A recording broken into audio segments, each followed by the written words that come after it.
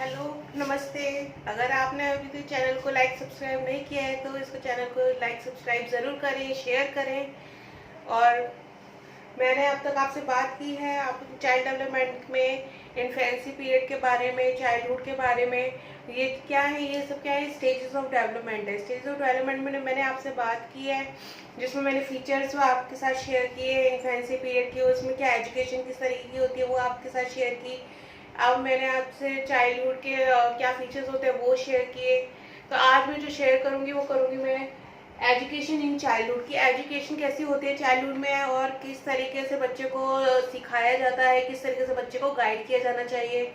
और ये जो हम सब पढ़ रहे हैं, हम किस लिए पढ़ रहे हैं? हम पढ़ रहे हैं ये सी टेट के लिए पढ़ रहे हैं, एच टेट के लिए, यूपी टेट के लिए, और बी एड के फर्स्ट ईयर के जो सिलेबस है उसमें भी चाइल्ड साइकोलॉजी जो आपको पढ़ाई जाती है, चाइल्ड डेवलपमेंट आपको पढ़ाया जाता है, जिसे हम सीडीपी बोलते हैं। तो ये सब हम उसके लिए हम प्रिपेयर कर रहे हैं। तो अब मैं बात करती हूँ आपसे एजुकेशन इन चाइल्डहुड की। चाइल्डहुड में एजुकेशन किस तरीके की होती है और किस तरीके की होनी चाहिए। और चाइल्डहुड हमारा कौन सा पीरियड रहता है? जो चाइल्डहुड का हमारा पीरियड रहता है वो हमारा रहता है 6 to 12 या 7 to 12 ईयर भी हम उसको कंसीडर करते हैं। ये क्या होता है? और सॉरी, ये हमारा लेट चाइल्डहुड होता है। और अर्ली चाइल्डहुड जो होता है हमारा, वो क्या होता है, हमारा 3 to 7 का जो पीरियड होता है या 2 to 7 का जो पीरियड होता है वो हमारा होता है अर्ली चाइल्डहुड का। अब अर्ली चाइल्डहुड और लेट चाइल्डहुड दोनों में एजुकेशन किस तरीके की होना चाहिए वो हम इसमें पढ़ेंगे।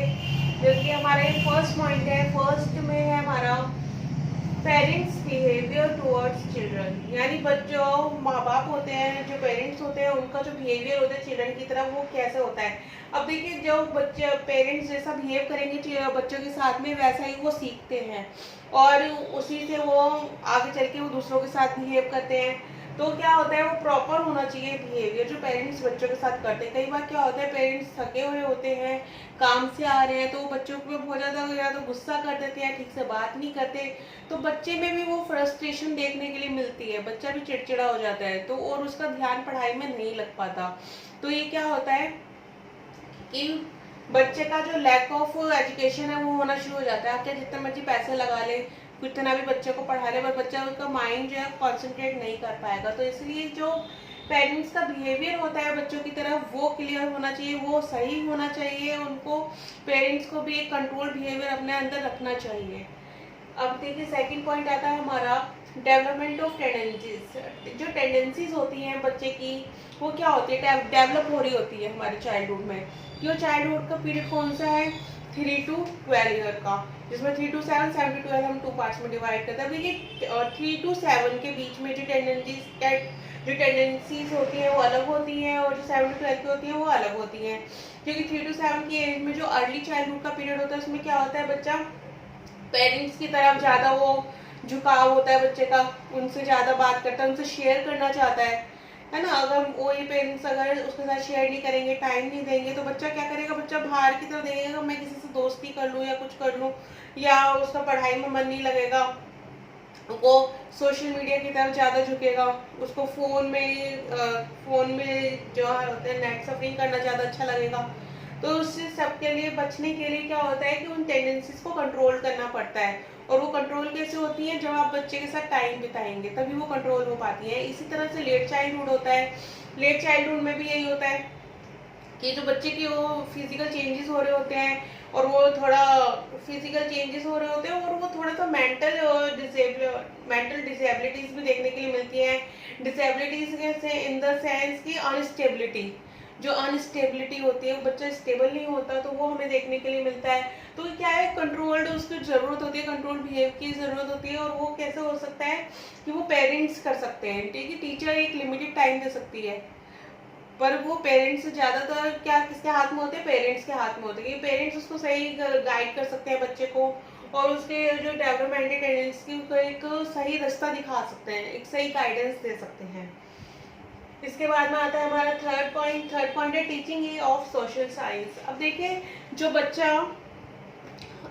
अर्ली चाइल्डहुड में क्या होता है, अर्ली चाइल्डहुड में बच्चे को सोशल बिहेवियर के बारे में सिखाते हैं, और जो लेट चाइल्डहुड होता है उसमें हम बच्चे को सिखाते हैं कि बाहर की दुनिया में और भी सोशल साइंस में, जैसे हम बच्चे को, आपने देखा होगा 6 क्लास के बाद में 6 to 8 में हमारा वो सिविक्स, जियोग्राफी और हिस्ट्री इंक्लूड हो जाता है। तो वो क्या है, हम सोशल साइंस के बच्चे को नॉलेज दे रहे हैं, यानी हम उसको अर्थ के बारे में सिखा रहे हैं जियो में, उसको सिविक्स के में रह के पॉलिटिक्स के बारे में, पॉलिटिशियंस या हमारे जो सोशल बिहेवियर्स है उनको बारे में सिखा रहे हैं, हम हिस्ट्री के बारे में बच्चे को बता रहे हैं कि हमारा जो हिस्ट्री था पिछले उसमें क्या क्या हो चुका है और क्या उससे हम सीख ले सकते हैं।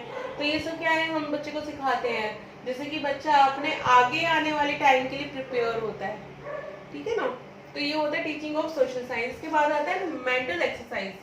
जो बच्चे का हमारा चाइल्डहुड होता है ना, उसमें बच्चे की मेंटल एक्सरसाइज के ऊपर बहुत ध्यान दिया जाता है। आपने देखा होगा उसका मैथ्स का लेवल भी बढ़ता चला जाता है, उसका साइंस का लेवल भी बढ़ता चला जाता है, उसको एक्टिविटीज दी जाती हैं, उसको प्रोजेक्ट दिए जाते हैं। कई टीचर, जैसे आप टीचर चार्ट बनाने के लिए दे देती है, कोई प्रोजेक्ट बनाने के लिए दे देती है, कोई साइंस मॉडल बनाने के लिए दे देती है। तो वो क्या है, वो मेंटल एक्सरसाइजेज है, और ये मेंटल एक्सरसाइजेज ही बच्चे का माइंड ग्रो करती हैं। अगर वो मेंटल एक्सरसाइजेज नहीं होंगी तो बच्चे का माइंड भी ग्रो नहीं होगा, वो बहुत लिमिटेड नैरो हो जाएगा।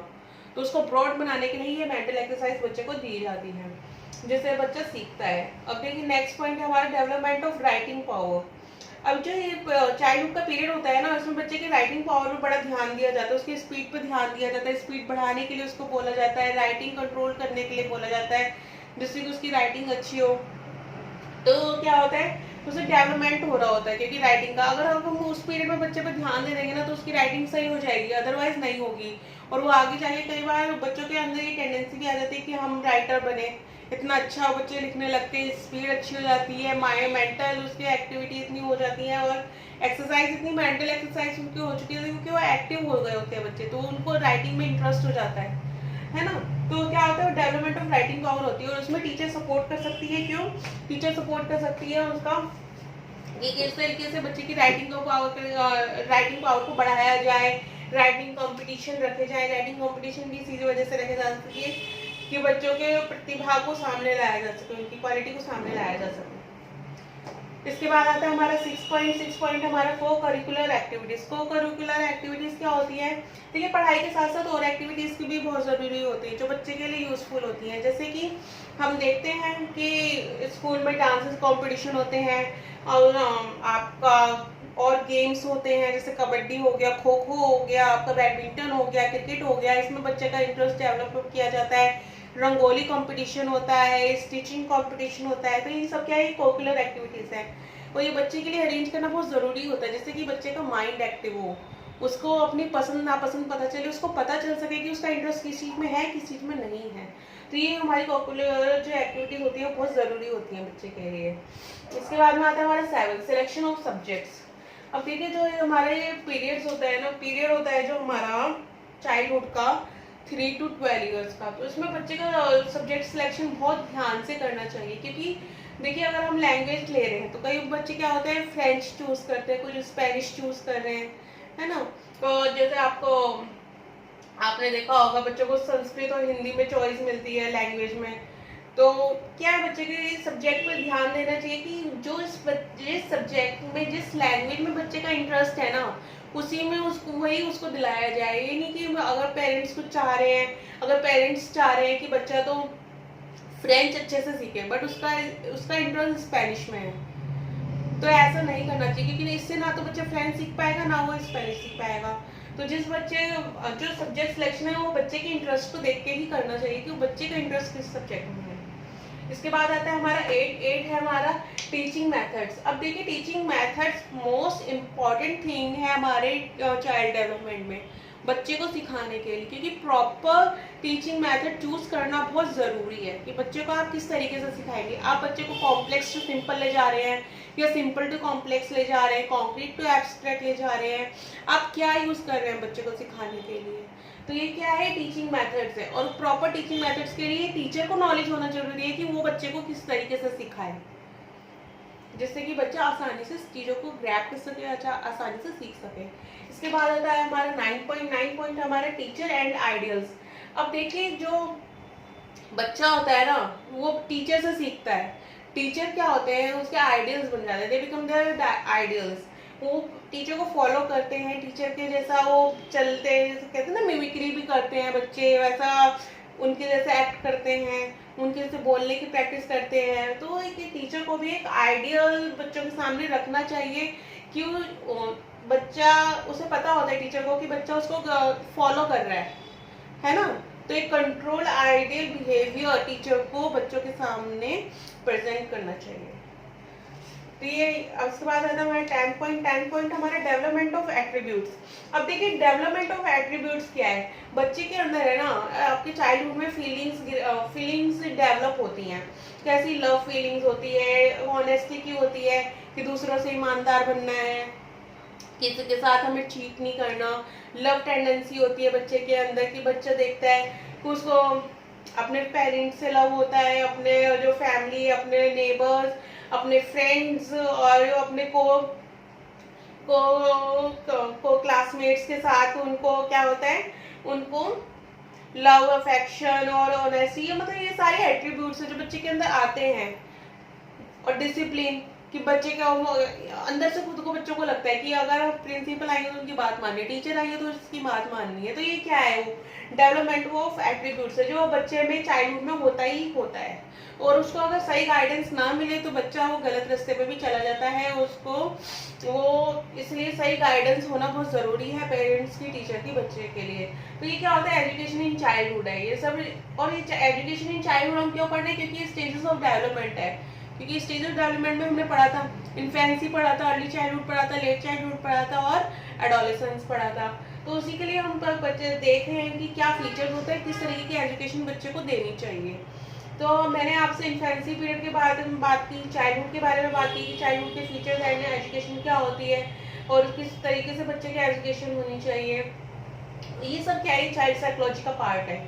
और जब इसके बाद जो नेक्स्ट स्टेज आती है वो आती है एडोलेसेंस की। एडोलेसेंस की जो स्टेज होती है वो होती है 12 to 17 या 12 to 18। ये एज आपकी एडोलेसेंस की रहती है और वो बहुत इंपॉर्टेंट एज है क्योंकि वो टीन एज होती है। सबसे ज़्यादा फिजिकल चेंजेस उस स्टेज में होते हैं, मेंटल अनस्टेबिलिटी उसमें स्टेज में होती है।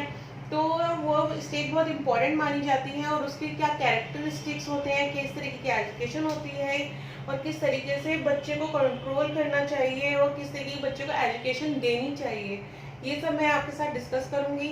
और ये सब बहुत इम्पॉर्टेंट है आपका, जैसे मैंने बताया सीटेट और आपका बीएड के लिए और आपके एस्टेट, यूपीटेट, ये सब के लिए एडोलेसेंस स्टेज बहुत इंपॉर्टेंट मानी गई है। तो मैं अपने नेक्स्ट वीडियो में उसके बारे में शेयर करूंगी।